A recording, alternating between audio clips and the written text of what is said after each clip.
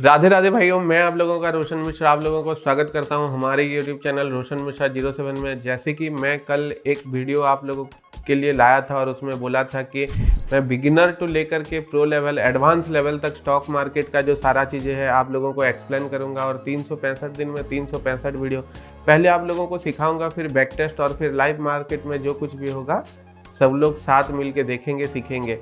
तो उसके लिए आज हम लोगों का जो बिगिनर टू एडवांस लेवल का वीडियो आने वाला है उसका पहला वीडियो है। आप सभी लोगों को पता होगा, जो लोग मेरे को टेलीग्राम चैनल में फॉलो करते हैं या फिर जो लोग फॉलो नहीं करते हैं तो अभी जा कर के डिस्क्रिप्शन में टेलीग्राम चैनल का लिंक है, फॉलो कर लीजिए। मेरा एक दोस्त है, मेरे घर के पास में ही रहता है, उसका मम्मी का सुबह सुबह देहांत हो गया था तो उसमें मेरा टाइम चला गया और मैं आज इतना वीक हूँ कि वीडियो ही नहीं बना पाता। बट आप लोगों का जो आई एम इंटरेस्टेड बोल के आप लोगों का कमेंट देखा तो मेरे अंदर एक फील आया कि भाई चलो, इतना लोग जब मेरे लिए वेट कर रहे हैं तो मुझे बनाना ही चाहिए और मैं फिर अंदर से रेडी हो करके आप लोगों के सामने में आया। तो चलिए जानते हैं आज पहले स्टॉक मार्केट है क्या।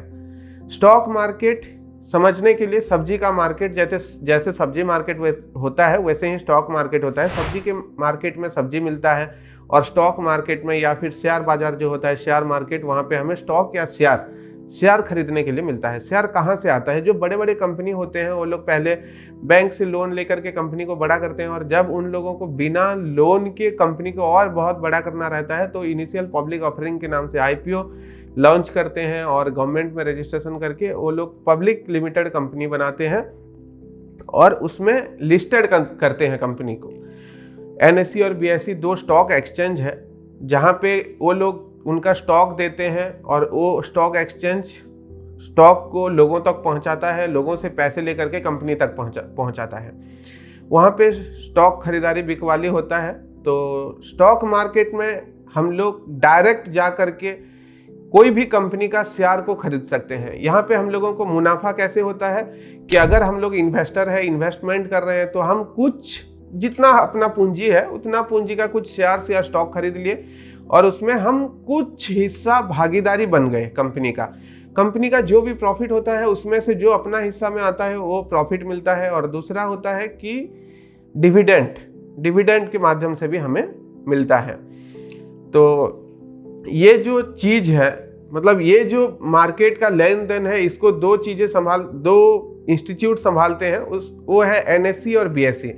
आप लोग सुने होंगे, NSE मतलब नेशनल स्टॉक एक्सचेंज और BSE मतलब बॉम्बे स्टॉक एक्सचेंज। दोनों का हेड ऑफिस मुंबई में ही है और इसको गवर्नमेंट का जो एक बोर्ड है जो रेगुलेट करती है उसको सेबी बोलते हैं। तो कुछ लोग, जब मैं मार्केट में घुसा था, ऐसे कि मेरे पापा भी मेरे को बोले थे कि ये नहीं करना चाहिए।